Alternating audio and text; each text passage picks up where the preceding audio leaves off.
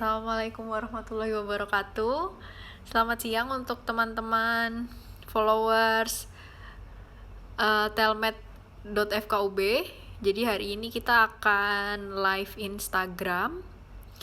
Eh, ini kita nanti akan sharing dan diskusi mengenai kesehatan anak di era new normal. Dan karena ini pertama kali live di akun telmed.fkub, jadi kita akan kedatangan tamu spesial. Beliau adalah spesialis anak, dokter spesialis anak, dan merupakan konsultan di bidang kegawat daruratan anak. Beliau ini salah satu staf pengajar di SMF Ilmu Kesehatan Anak, Fakultas Kedokteran Universitas Brawijaya, dan beliau ini juga seorang penulis. Jadi beliau sudah menulis beberapa buku, salah satunya adalah bukunya berjudul Mengatasi Kegawat Daruratan pada Anak. Nah, beliau memang expert sekali di bidang kegawat daruratan anak, terutama apalagi di saat era-era new normal seperti ini. Mungkin nanti dari teman-teman yang mau mengajukan pertanyaan bisa langsung memberikan pertanyaan di question box, jadi nanti kita bisa langsung diskusikan dengan beliau. Ini sambil kita menunggu beliau untuk meng-accept request, mungkin saya jelaskan sedikit mengenai akun Telmed FKUB. Jadi telemedicine FKUB sendiri ini merupakan suatu program dari Fakultas Kedokteran Universitas Brawijaya yang bertujuan untuk memberikan pelayanan kedokteran berbasis teknologi secara jarak jauh, karena berasal dari kata-kata telemedicine, yaitu tele berarti jauh dan medicine berarti kedokteran. Nah, ini harapannya dengan adanya layanan telmed.fkub ini bisa membantu masyarakat, khususnya juga masyarakat di Kota Malang, tapi tidak menutup kemungkinan untuk masyarakat selain di Kota Malang untuk membantu mengatasi masalah-masalah kesehatan. Jadi bahwa memang angkanya di Indonesia tidak seperti di negara lain ya. Kalau saya bisa mereview angka kejadian COVID di mana ya, di Italia hanya 0,2%, kemudian di Korea 4,8% anak ya dari total semuanya, kemudian di Wuhan itu 12%, ya di Indonesia udah angka terkonfirmasi ini sudah mencapai di 8,1% saat ini. Itu yang kita mesti waspada, ya. Lalu di Malang sendiri situasinya ya, di Malang datanya tidak bisa di ya saya nggak bisa bicara secara keseluruhan karena pengambilan data semuanya adalah di dinas kesehatan dan dari pemerintah kan. Jadi mungkin kalau ada akses data ke sana yang dibuka publik, kita akan lebih baik sehingga kita bisa menganalisis problemnya. Karena selama ini ya Ikatan Dokter Anak Indonesia mengumpulkan, tapi kan tidak, tadi yang saya ceritakan bahwa tidak semua data juga akan masuk ke kita, terutama data-data yang tidak, pasien-pasien yang tidak terhandle oleh dokter anak seperti itu.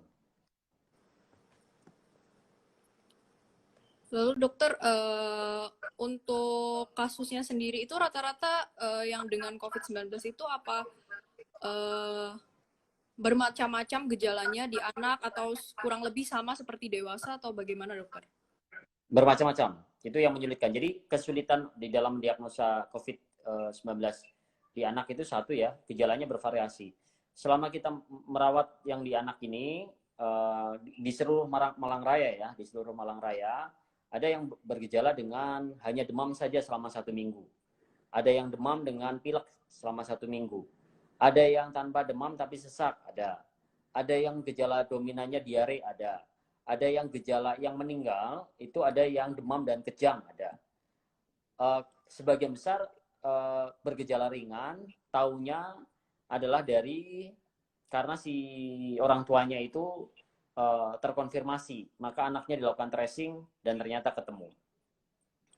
Jadi memang cukup bervariasi sekali. Kemudian yang kedua, laboratorium yang pada dewasa ada gambaran yang khas, misalnya leukopenia, trombositnya turun, atau limfopenia, berdasarkan evidence base ya, systematic review, malah justru nggak khas, rata-rata normal.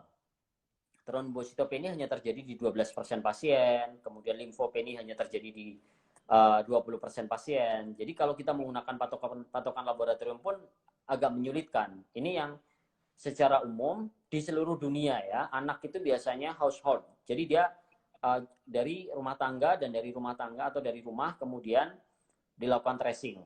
Kenapa dari rumah? Karena memang kan selama ini kita masih berada di rumah. Oleh karena itu IDAI atau Ikatan Dokter Anak Indonesia kan jelas bahwa saat ini memang kita menganjurkan untuk tidak sekolah dulu. Kenapa? Karena dengan tidak sekolah pun ada risiko untuk tertular, apalagi kalau nanti masuk sekolah. Itu yang harus dipikirkan betul. Dan ingat ya bahwa kasus pada anak di Indonesia ini beda dengan di luar, di mana kasus yang terjadi pada anak di Indonesia angka kematiannya paling tinggi se-Asia. Paling tinggi. Seperti itu. Mungkin ini saya sekalian ini ya dokter, ini saya ada beberapa poin-poin penting yang mungkin sudah disampaikan dari rekomendasi Ikatan Dokter Anak Indonesia terkait COVID-19. Yang pertama ini mungkin menganjurkan untuk anak-anak tetap di rumah. Nah itu memang benar-benar harus sepenuhnya di rumah kah dok? Atau mungkin kemarin sempat ada pertanyaan apakah boleh misal anak diajak pagi atau sore itu jalan-jalan keluar seperti itu bagaimana dokter? Intinya gini, risiko penularan pada anak adalah meningkat ketika terjadi kerumunan, ya. Jadi akan meningkat terjadi kerumunan. Itu rekomendasi dari Ikatan Dokter Anak Indonesia, bukan hanya rekomendasi yang dipikirkan tanpa evidence base. Itu sudah dipikirkan betul berdasarkan evidence base. Jadi ketika merumuskan rekomendasi itu betul-betul menggunakan situasi di Indonesia seperti apa, evidence base di luar seperti apa. Dan yang paling aman memang di rumah. Di rumah. Ketika terpaksa harus keluar, maksudnya gimana ketika terpaksa harus keluar? Contohnya anak akan dilakukan imunisasi. Nah, sekarang kan kita memang menganjurkan tidak menunda, malah justru merekomendasikan. Tetap melakukan ya, tetap melanjutkan. Maka apa yang harus dilakukan ketika harus terpaksa keluar ya? Terpaksa keluar, satu, physical distancing. Rekomendasi kita bukan 1 meter tetapi 2 meter. Yang kedua, untuk anak di atas 2 tahun sampai dengan 18 tahun menggunakan masker. Apabila masker tidak efektif, bisa dikombinasi dengan face shield. Tapi kalau face shield sendiri tidak direkomendasikan sendiri ya, harus dia dikombinasi. Karena kalau dia sendiri, begitu kontak sama orang dan orangnya bersin, percikannya juga bisa kemana-mana. Kemudian yang ketiga, ketika membawa anak menggunakan kereta atau menggunakan apapun yang bersifat tertutup. Jadi tujuannya adalah menghindari kontak dan menghindari orang batuk dan lain sebagainya. Jadi itu. Kemudian satu lagi, ketika mengajak keluar sebaiknya dengan orang tua. Karena kita bisa handle anak. Kalau tidak dia bisa main pegang ke sana kemari dan lain sebagainya. Itu meningkatkan risiko untuk menjadi tertular. Nah, kondisinya saat ini adalah ketika anak di rumah, orang tua juga harus menjaga dirinya. Artinya pulang ke rumah pun harus mandi sebelum memegang anak, semua barang mungkin disinfeksi dan orang tuanya mandi baru kontak dengan anak. Karena ketika kondisi anak masih di rumah, pasti sumber penularannya adalah orang di sekitarnya. Kan seperti itu. Sekarang di komunitas kita, di dunia kesehatan pun kan justru sebagian besar penularannya adalah tidak, ya ada yang ke pasien, kontak dengan pasien ada, tapi beberapa hari terakhir yang malah justru viral adalah ketika di pantry, makan, dan lain sebagainya. Walaupun yang paling banyak adalah ketika di literatur luar menyebutkan di tempat pelepasan APD, di toilet, itu adalah paling banyak untuk terjadi penularan. Tapi ketika kita sudah sangat menjaga di dalam tempat pelepasan APD, di toilet, yang sering kecolongan ketika kita makan bareng. Nah, itu mesti hati-hati. Karena makan kan mesti lepas. Nah, ketika salah seorang daripada teman kita atau yang ada orang di sekitar kita itu memang confirm, ya kan sangat memudahkan. Kan sekarang untuk terminologi pasien itu kan ada suspek ya. Kemudian ada yang probable. Kemudian yang ketiga itu adalah yang terkonfirmasi. Suspek itu ISPA. Tapi berada atau habis berkunjung selama 14 hari terakhir ini ke daerah transmisi lokal. Nah, Kabupaten Malang kan kita transmisi lokal. Jawa Timur merah, transmisi lokal.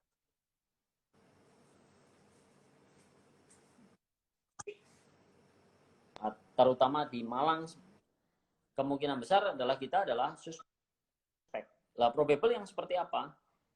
sorry, suspek yang kedua itu bisa jadi dia pneumonia atau ispa berat ya, yang kondisinya tidak disebabkan oleh faktor yang lain.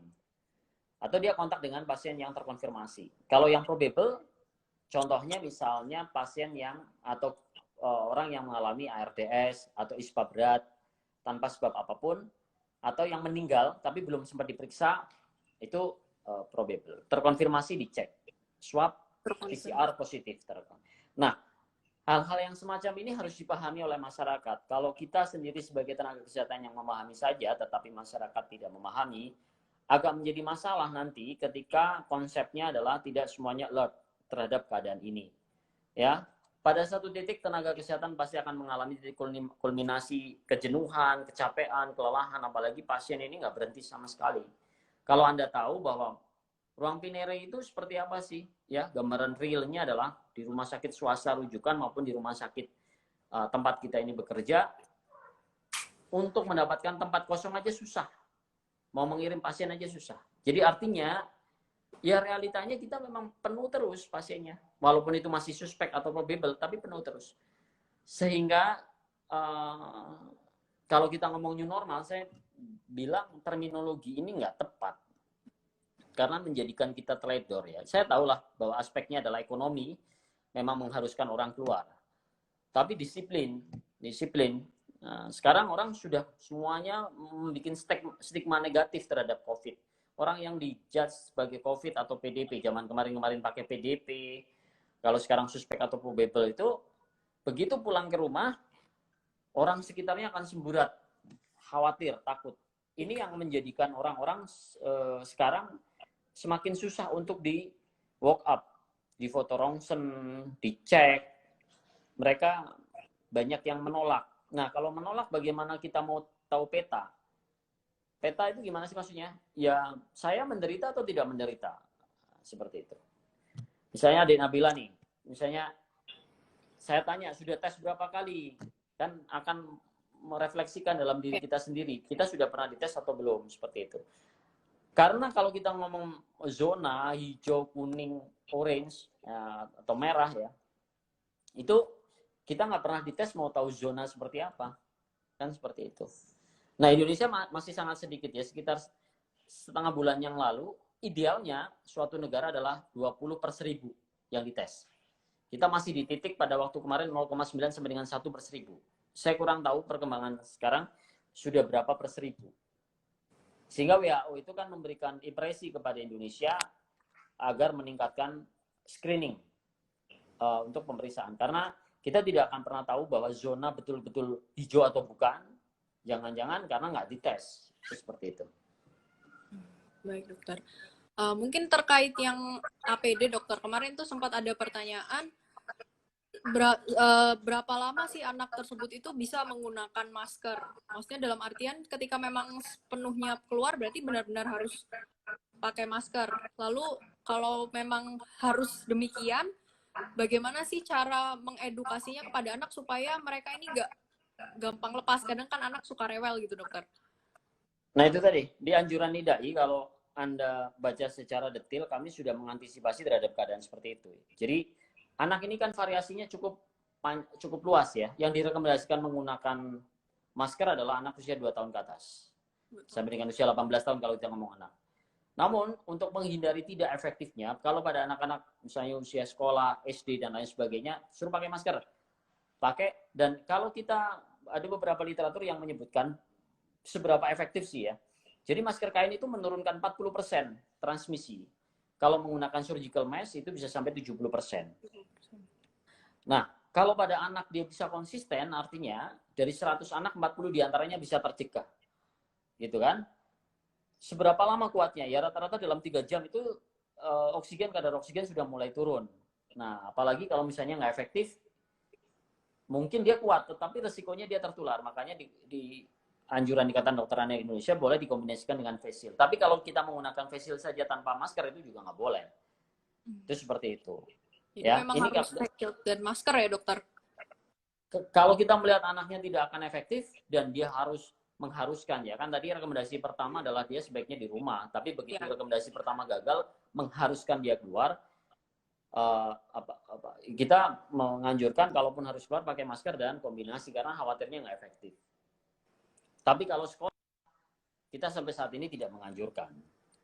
Karena gini, ada beberapa riset banyak ya tentang sekolah dan akhirnya dimundurkan lagi. Kalau bicara tentang Korea 1 minggu, beberapa hari buka langsung ditutup lagi. Bicara tentang Prancis pada waktu itu 40% yang dibuka ternyata terinfeksi dan kemudian ditutup kembali. Australia yang pada saat dibuka angkanya sangat rendah, bahkan angkanya ngeflat sekali dan semua orang dicek sebelum dia masuk sekolah, kemudian dilakukan inform consent. Ternyata begitu masuk sekolah yang dibuka 15 sekolah, ada 18 guru dan murid terkena. Apalagi di Indonesia yang kita tidak tahu nih, tesnya saja sangat sedikit, akan sangat berisiko. Nah, maka yang dimaksud dengan keluar rumah, yaitu tadi misalnya nggak bisa dicegah adalah anak yang mengharuskan untuk vaksinasi, harus berobat, dan lain sebagainya. Bukan ke mall ya, kalau ke mall ya bisa disimpulkan sendiri bagaimana resikonya. Itu menggunakan masker. Kalau di sekitar rumah gimana? Ya, yang penting kita tahu batasnya mana kerumunan mana tidak, seperti itu. Kalau masih di halaman rumah sih nggak masalah menurut saya. Yang penting kita bisa memantau di situ tidak ada kerumunan dan anak butuh udara segar, butuh berjemur juga tidak masalah. Tapi ya tetap tadi, bila terpaksa keluar rumah kita mesti ngapain itu ada dijelaskan di situ. Baik dokter. Untuk selanjutnya ini mungkin tadi sudah dibahas ya dokter. Lalu ini dokter, ini yang terbaru WHO kan menyebutkan bahwa penularan COVID-19 ini airborne. Nah, dari penularan ini kira-kira dari rekomendasi tadi itu mana yang harus diperketat, istilahnya seperti itu dokter. Langkah-langkah apa bagi orang tua ini yang harus diperhatikan? Oke, baik. Soal airborne sebenarnya gini.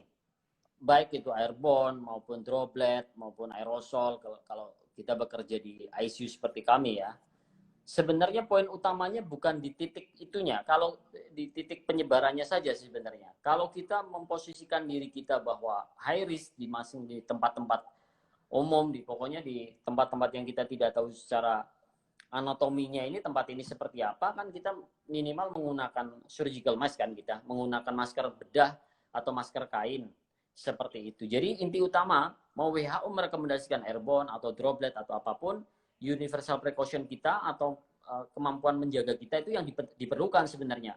Bagaimana social atau physical distancing efektif, bagaimana orang sering mencuci tangan, menggunakan masker, itu. Cuma logikanya gini, untuk airborne itu sendiri, ada beberapa literatur yang menyebutkan airborne di tempat kerumunan.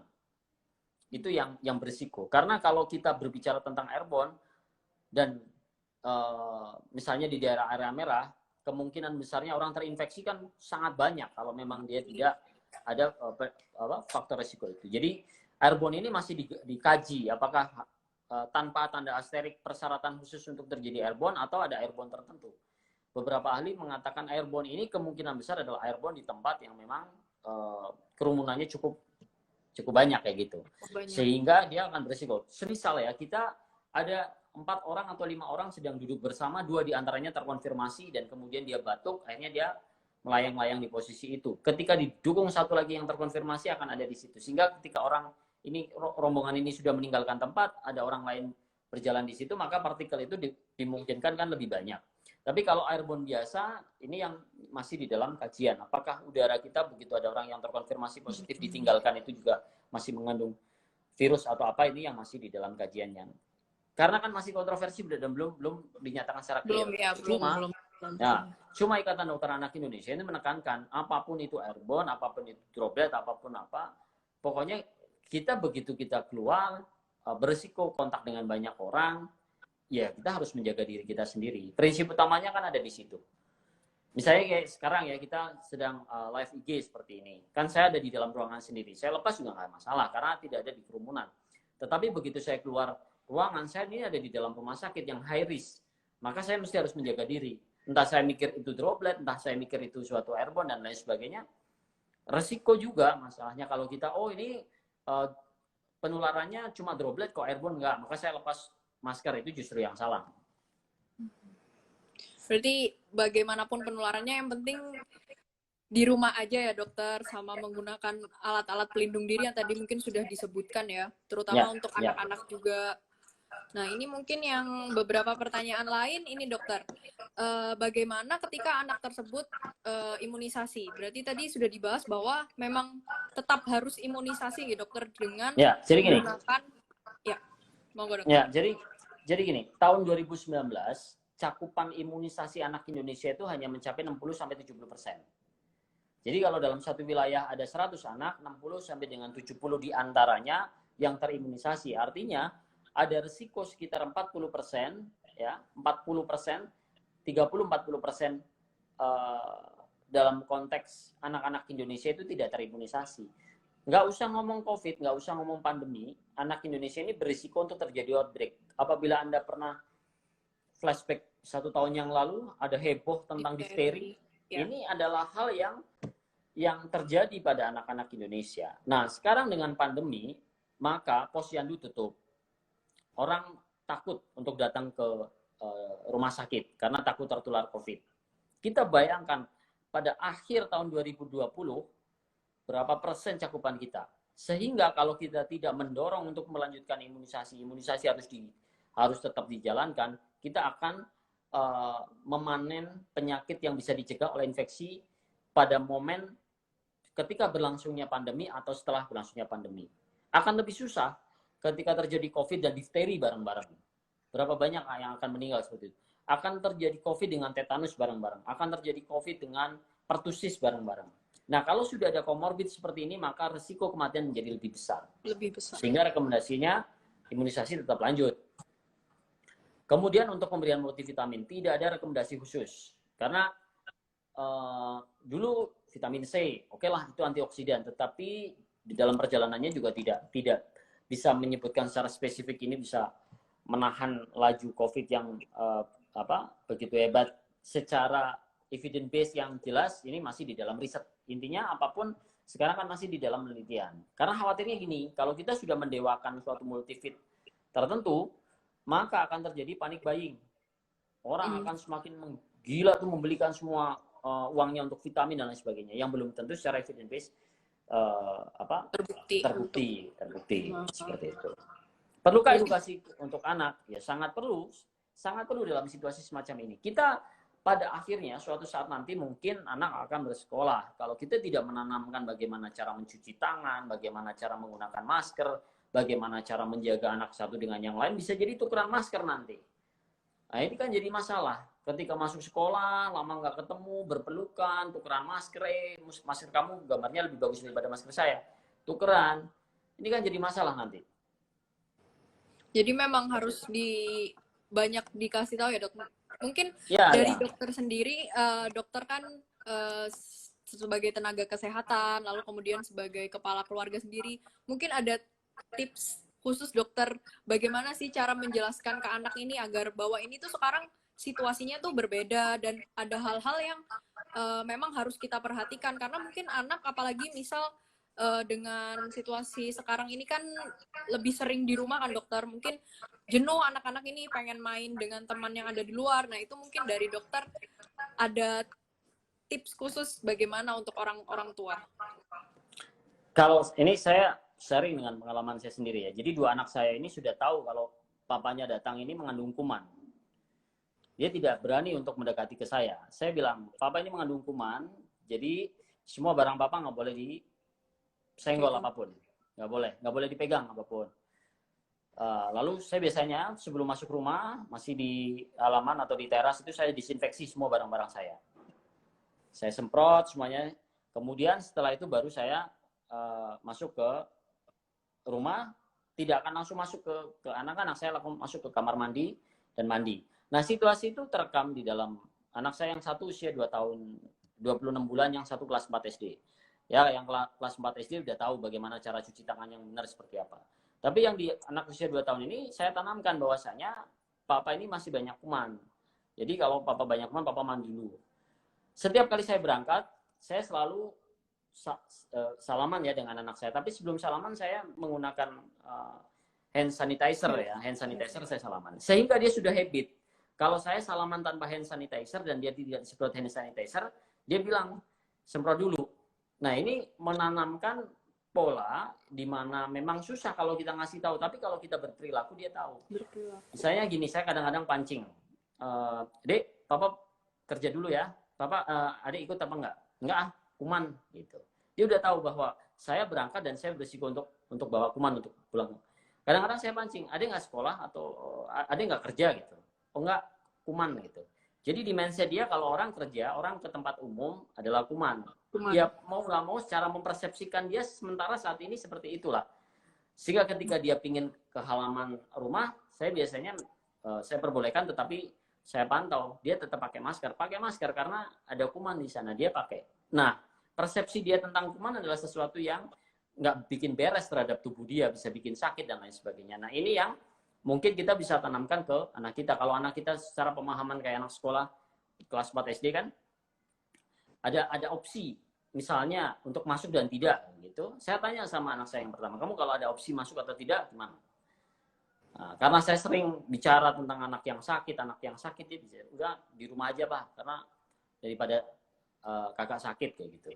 Nah, ini cara mendiskusikan, kemudian kita cara menanamkan adalah dengan seperti itu dan dengan perilaku bahwa setiap kali saya masuk rumah saya pasti akan mandi dulu.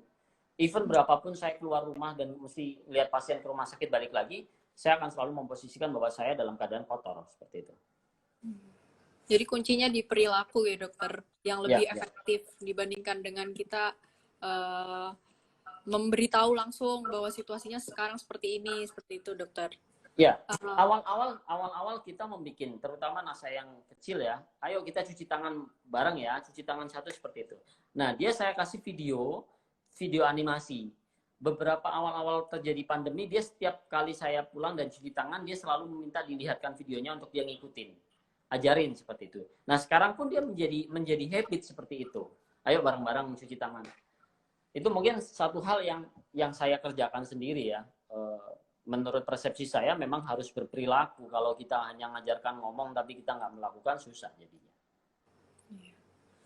Iya dokter, mungkin ini tadi ini sudah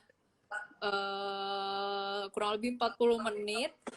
Jadi mungkin saya mau memberikan kesimpulan gitu dokter untuk teman-teman sekalian followers telemedicine, terutama untuk bapak atau ibu yang ada anak di rumah atau mungkin teman-teman yang ada anak kecil di rumah. Jadi memang situasi COVID-19 di Indonesia sendiri ini memang sangat tidak baik atau sangat mengancam untuk anak-anak, karena anak-anak sendiri merupakan populasi rentan, terutama anak-anak yang berada di bawah usia 5 tahun.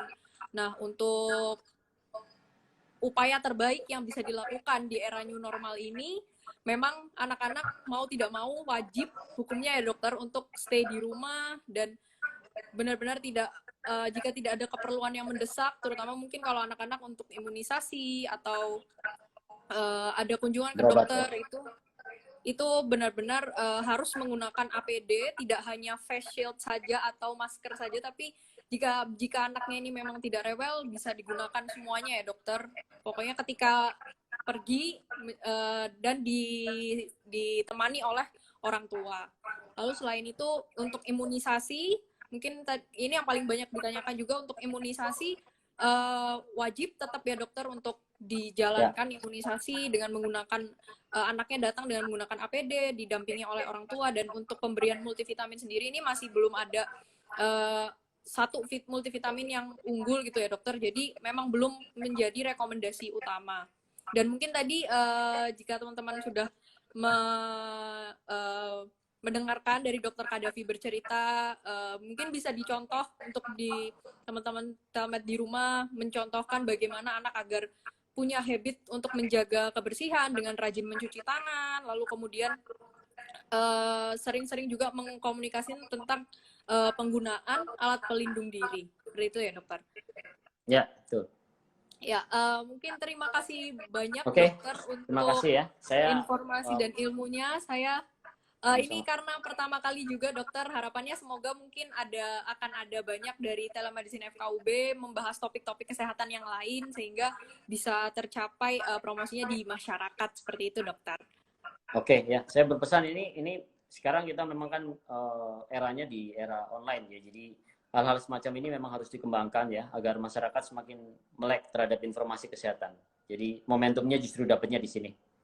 Terima kasih ya, saya sudah Iya, dokter. diajak untuk diskusi. Saya unjuk pamit. Assalamualaikum warahmatullahi wabarakatuh. Ya, terima kasih untuk teman-teman followers telemedicine FKUB. Mungkin itu tadi yang sudah cukup banyak disampaikan oleh Dr. Kurniawan Taufik Kadafi. Semoga harapannya live atau mungkin sharing-sharing dengan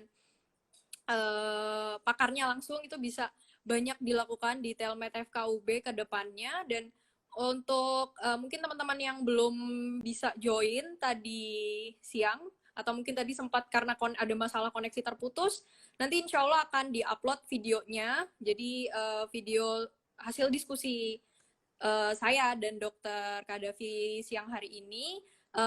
Sebelumnya terima kasih banyak untuk teman-teman yang sudah hadir dan sudah ikut menyimak mengenai kesehatan anak di era new normal. Saya sebagai moderator pamit undur diri terlebih dahulu. Semoga kita bertemu lagi di sesi telemedicine, sesi live Instagram di Telmed FKUB. Ya, jadi itu terlebih dahulu. Itu saja yang saya sampaikan. Kurang lebihnya mohon maaf. Terima kasih semuanya. Wassalamualaikum warahmatullahi wabarakatuh.